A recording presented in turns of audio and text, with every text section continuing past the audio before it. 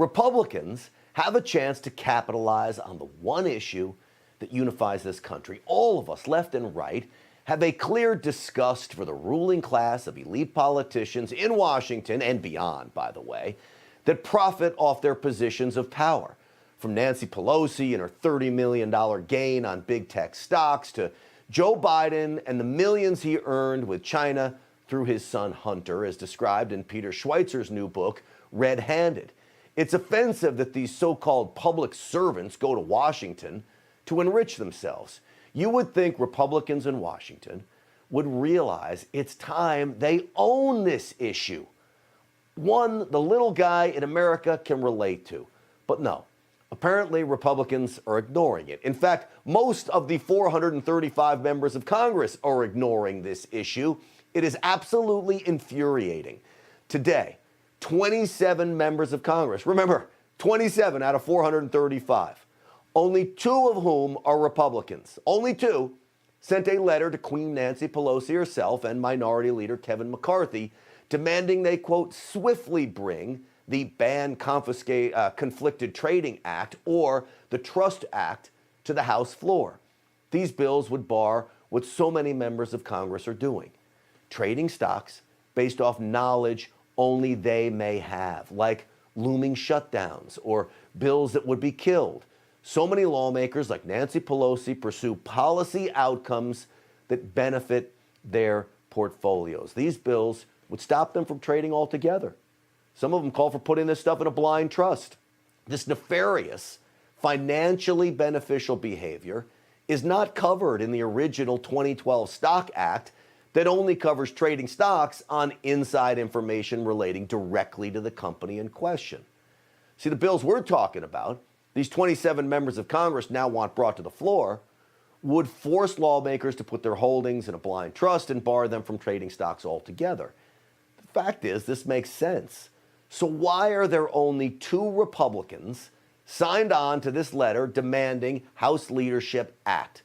Matt Gaetz of Florida and Brian Fitzpatrick of Pennsylvania. Again, it's maddening. It really is. 408 other members of Congress from both sides of the aisle refuse to sign on to the letter. Okay, look at the little green.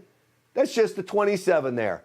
The rest, not so much. So Democrats don't really support it either. Who do these people think they are? And yet, Minority Leader Republican Kevin McCarthy declared when Republicans take control of the House next year, well, he claims that he would support a ban on congressional trading. So let me ask this. What is stopping him from signing on to this letter? Yeah, it's written to himself and Pelosi, but he could sign it. He hasn't even co-sponsored the bills that would immediately halt this egregious, elitist behavior. Right now is a perfect opportunity for him to do so. For all Republicans to do so. It's a layup. As Nancy Pelosi loses all credibility after being caught for making $30 million off this swampy behavior and having no good defense for it. Watch her. I do come down always in favor of trusting our members. Now, if the impression that is given by some that somebody's doing insider trade, that's a Justice Department issue. That's a Justice Department issue, and that has no place in any of this. Well, guess what, Nancy Pelosi? The Justice Department enforces the laws that Congress makes. Make a law for them to enforce, okay? All of this comes on the heels of what I predicted last week, by the way, that Peter Schweizer's book, Red-Handed, would expose the depths of the Biden family corruption too, and its connections to the Chinese Communist Party. These are blockbuster allegations he raises in his new book. The Biden family's behavior takes the congressional stock trading scheme to an entire new level. Now, I've got a copy of his book and I've gone through it.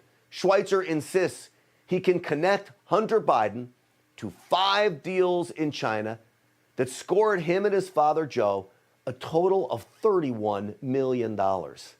Again, this is the audacity of our elected leaders, of our president. Let's just take a look at who Schweitzer reveals is involved in these deals. How about the former Chinese Communist Party General Secretary, the son of the former Minister of the Chinese State Security? numerous Chinese intelligence higher-ups, and many more with connections to the Chinese military. The structure of the deals are complicated. They're complicated on purpose, by the way. Too complicated to try to explain to you in one segment on this show. But who cares? None of that really matters. What matters is that the deals, according to Schweitzer, all got done. And the Bidens made $31 million out of it. For one reason and one reason only. Joe Biden was vice president of the United States with a future of becoming president. This is the exact behavior Republicans need to take a stand on. So do Democrats. And yet, Republicans will crow and moan about the Bidens, but when it comes to getting their own house in order, pun intended, by the way, far too many Republicans are just missing in action. Grant Stinchfield is on Newsmax every night, fighting for the America First agenda.